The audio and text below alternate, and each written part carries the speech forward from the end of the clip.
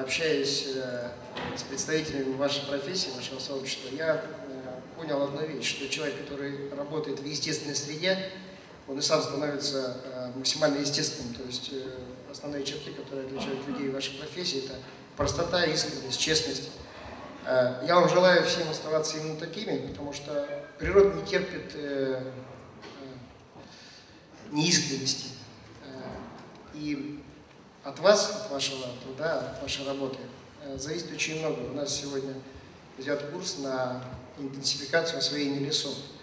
И если вы не будете успевать за, скажем так, вашими оппонентами, которые стремительно эти леса будут истреблять, вырубать, то тогда мы получим дисбаланс. Поэтому я вам желаю, чтобы вы все время были чуть-чуть впереди тех, кто идет за вами с, сейчас уже не с пилами, а с более современной техникой. Я вам всем хочу пожелать прежде всего здоровья, успехов. И я очень надеюсь, что наша республика будет и дальше гордо нести знамя одной из самых преуспевающих в лесной отрасли в России. Я хочу вас поздравить всех с вашим профессиональным праздником. И, я так понимаю, мы сейчас приступаем сразу же к приятной составляющей нашего мероприятия, к вручению наград.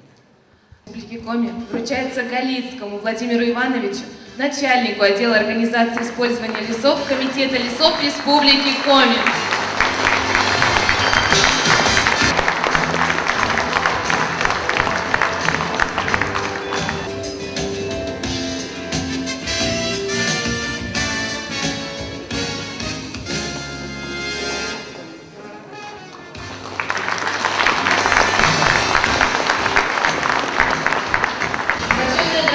Федерального агентства лесного хозяйства вручается Дымову Ивану Александровичу, лесничему, руководителю Пашкинского участкового лесничества.